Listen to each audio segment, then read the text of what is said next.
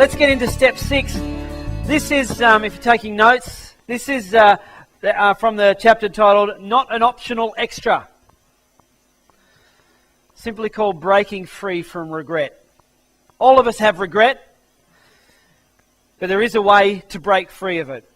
We had a young lady come to our house a while ago now, and she sat down to tell my wife and I her story. And as she started to relate her story, you know how you never have to look very far to find someone who's gone through something worse than you?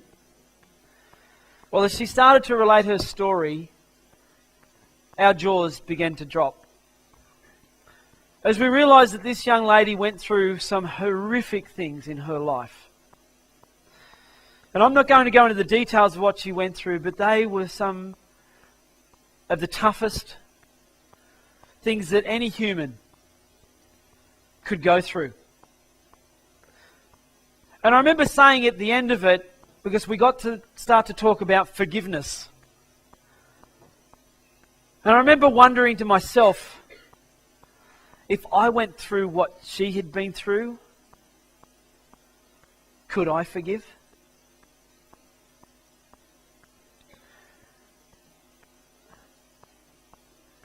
And I want to talk about forgiveness.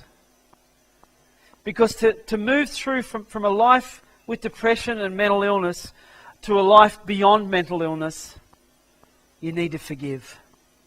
And I'm not going to stand here today and say it's easy. Because it isn't. Sometimes it's very, very hard to forgive.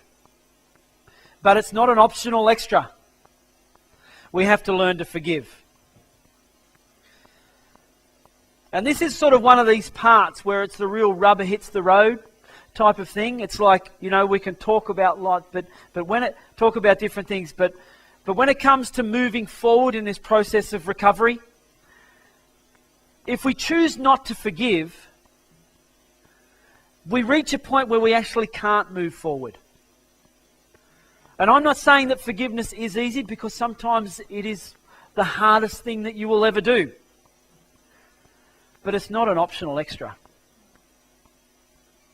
I don't know if anyone's ever bought a new car. I've had the privilege of doing it once, brand new. And I went in and you look at the car and then they give you the accessories. There's the car, and then you look at this other brochure, and that's the accessories. Now this is the brochure that the blokes love. Because this is the one with the mag wheels. This is the one with the, the dark tint that makes you look like a gangster when you're going along. The side rails, the steps, the tow ball, the bull bar, this is the bit that, you look at it and you go, whoa, I'll have that.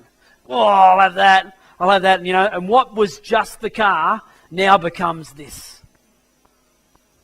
monolith to engineering. It's there and it's got everything on it. But they're optional extras. The car's going to go fine without them. Perhaps not the nice wheels. Anyway, no. Okay, the nice wheels. But the fact of the matter is the car will go fine just the way it is. Without all the optional extras. But in our lives, right, if we choose not to forgive and we hold unforgiveness, it's like pulling the power plant out of the car. It can look fancy, but it's not going anywhere. So in this part of what we're going through, I want to really, really focus on forgiving. Because there's things that we will have to forgive in life. We've all had to forgive. We will all have to forgive. We will have to forgive others. We'll have to forgive. We will have to forgive organisations. And we'll have to forgive ourselves at times. But it is not an optional extra. One sure way to living a miserable life is to choose not to forgive. But when we choose to forgive, it actually releases us to move forward in the recovery. With this young lady that I was telling you about, I realized something. I realized as we were going through that the forgiveness, because she would just say to me, I just can't forgive them. And part of me would say, you have to. But a big part of me said, I wouldn't either. In all honesty, it said to me, no, it didn't necessarily say I wouldn't, but I doubted whether I could. And it would have been totally inappropriate just to throw out a Bible verse and say, forgive as you've been forgiven, off you go, and everything will be right. Because she was dealing with some major issues in her life. And I learned something. I learned that forgiveness for her was not going to be an instant, but it was going to be a journey. That she would have to not just choose to forgive, just say one person once, but she would have to choose to forgive that person over and over and over again in that journey. And I don't know how many times, but till eventually, when it didn't come up again in her life, and she'd left it behind. And that is when that forgiveness becomes very real. Because forgiveness can very much be a journey. But it is such a necessary journey. 2 Corinthians 10 verse 3 to 5, which is a verse that we've read a few times already, but is probably the most profound verse when it comes to dealing with depression and mental illness. For though we live in this world, we do not wage war as the world does. The weapons we fight with are not the weapons of the world. On the contrary, they have divine power to demolish strongholds. Unforgiveness is like a stronghold. A stronghold is by very nature hard to destroy. It's a stronghold. It's something that has a hold that is very, very strong. And it will take so many cases divine power to bring about forgiveness. But God will provide that divine power.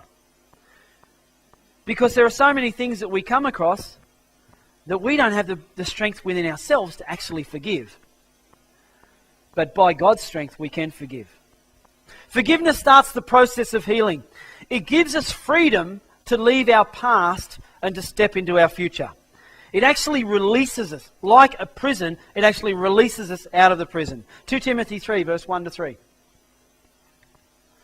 But mark this. Now this is a fascinating passage because this is talking about what the Bible refers to as end times. This is the close of the time when Jesus will return. And it actually says this. It goes, there will be terrible times in the last days. People will be lovers of themselves. Do we see that throughout the world here today? We do. It's everywhere, right? Lovers of money. Yeah, okay. Boastful, proud, abusive. These are things that are on our televisions every day and every night, right? Disobedient to their parents, ungrateful, unholy, without love, unforgiving, slanderous, without self-control, brutal, not lovers of the good. It goes on and talks about that they will show a type of godliness but deny its power. No? Now, when it comes to living for God, okay, is we should never deny the power, because it's the power of God that will bring about the freedom and the ability to forgive. I hope you've got that, right? But unforgiveness lands in there with everything else. It's gone very quiet in here. Look, I know that this is tough, right? But understand this. If you've come in here and you've got an issue with unforgiveness, right, you carry that everywhere you go, don't you? It never leaves your side. Everywhere you go, that person, that thing, that'll come up, and it'll keep coming up. And everywhere you go, it's like, I love those movies where they've caught the bad guy, and or perhaps not a bad guy, but they've handcuffed him to another bloke. So you've got the police officer with a handcuff on, and you've got the other guy with a handcuff off, and they're heading off, and they get on the planes, but they're handcuffed together. It's just, unforgiveness is just like that. It's like everywhere you go, you're cuffed to that person or that thing that has hurt you in your life that you cannot seem to forgive. Now, don't expect if it's a person, that person to ever ask to be forgiven. So often we wait for that, but they won't. And we'll wait and wait and wait, and they'll never ask for it. And all the time, everywhere we go, we're cuffed to this unforgiveness. And we drag it every place that we go. When we choose to forgive, we unlock the cuff and it falls away. That's what forgiveness. That's why it's not an optional extra. Because if we want to move forward, so just say, I'm here. I'm suffering in some way. I'm suffering with depression. I've got mental illness. I'm doing something right. I want to get here to a life beyond mental illness. Okay. If I'm trying to implement what God says and walking in that, how much easier is that? Is to walking. But if I'm cuffed to something that won't move forward, I can't get more than this far, because I'm always trapped and linked to that thing that will always hold me back. And in this case, we're talking about unforgiveness. It's not an optional extra in our life. Martin Luther King said a couple of interesting things about forgiveness. We must develop and maintain the capacity to forgive. He who is devoid of the power to forgive is devoid of the power to love. So he who does not have the power to forgive will not have the power to love. Another statement, he goes on and says, forgiveness is not an occasional act, but it is a permanent attitude. It's like a preemptive strike. It's like making a preemptive strike, that you've made up your mind that whatever happens, you are going to make a choice to actually forgive. I had a situation in my life not that many years ago that carried on for about a decade. I mean, seriously, this was with a person and it carried on for about a decade, which is a long time. And things would happen and that person would say things and do things that would literally just like accusations and abuse.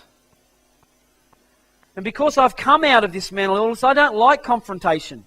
I actually think if you like confrontation, you're a bit sick. But anyway, but I don't, right? And so I would put up with all this stuff, but I found I had to forgive this person.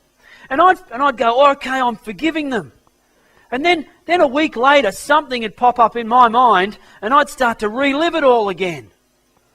And it'd all start to go over, and I'd have to go, no, I'm forgiving. I'm choosing to forgive that person.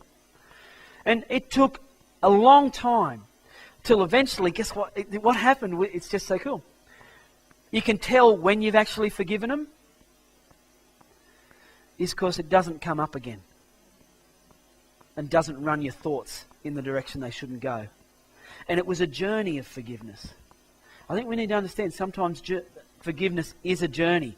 But in the process of recovery from depression and mental illness, forgiveness is a vitally important part of that because it sets you free to move forward. It releases you to step. See, if we're always bound to the past, we'll never step into the future. So it releases us to step into the future. All right, you still love me?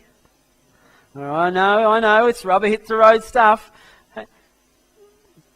But you know, if we leave this room today, and you go out, and that thought comes, and that person that you haven't forgiven comes into your mind again, I want you to make that choice to forgive them. And next week, if it pops up again, choose again to forgive them. Because eventually, if you continually to choose to forgive, you will forgive them. I'm not talking about the stuff like a car comes in front of you at a set of traffic lights, and you get all aggro about that, oh, I forgive you. But I mean the stuff the deep stuff. The stuff that you don't tell anyone about? The stuff that will eat you unless it's dealt with? You want to see where the seed of mental illness is? It's there. It's the deep stuff, the inner stuff. That'll just eat us away unless it's dealt with. Remember right back in the beginning we talked about renewing our mind and the renovation, right? To tear down the unforgiveness and to replace it with the new, which is forgiveness.